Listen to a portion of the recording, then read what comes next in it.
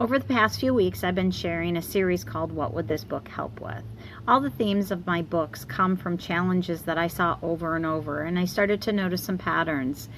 And when I would try to work with the students on it, I found that it was easier if I used animal characters. They could look at it from an outsider's perspective. And honestly, the themes in the books are for all of us. For example, Ludwig the Hippo, it's great if you have somebody that's having a hard time recovering after a really rough time in a classroom. I found kids that would blow it, something extraordinary. I had a hard time getting them back into class. And so I thought if I can separate what they did from who they are as a person, they could get back into that math class and recover. The shame was pretty real. We also use this book for understanding rude, mean, bullying behavior, because sometimes something that's just kind of irritating, if it's interpreted as, oh, they're bullying me, they hate me, our responses are far more reactive. So Ludwig the Hippo, and we have the complimentary coloring book. I do not copyright this, so teachers can copy it to their heart's content for little centers. But this is a great one for understanding you're separate from your emotions and understanding that how we interpret situations can really have a big bearing on how we respond to it. Another book, Kameel. This is great to understand that comparison doesn't have to be seen as bad. If we appreciate our own gifts and the gifts of others, there's more of a rhythm to it. We can be less threatened when somebody else is getting attention or an award.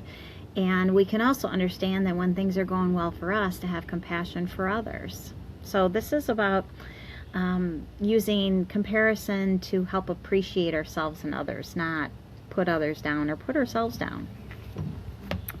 Coach. This is a great one for anxiety.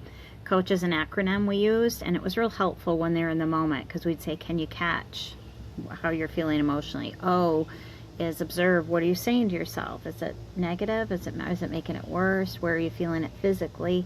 And A, allow it a moment. You've got a breath, you can do it. And then C is choice. If you do those first three, you'll have a choice, even if it is just a breath. Lots of times there are other kids that will play with you, or there's other people to get help with school, and then hard is be kind to yourself. My kids always thought there should be an H between every letter, because we should be kind to ourselves between every step, but we decided that would be a weird word.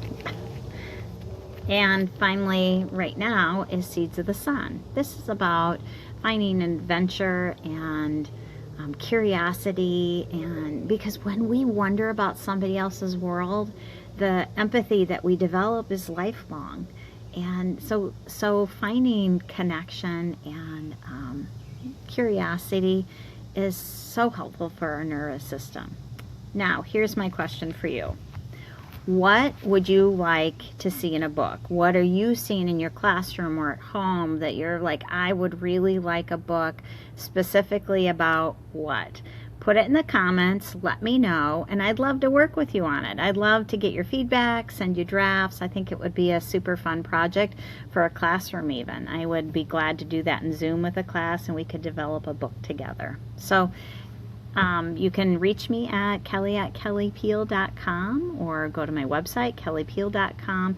I'd love it if you'd subscribe, sign up for my emails. That all helps me get the word out to other people so I can be more helpful to all you teachers and parents that are still in there working with all the wonderful kids out there. Thank you so much.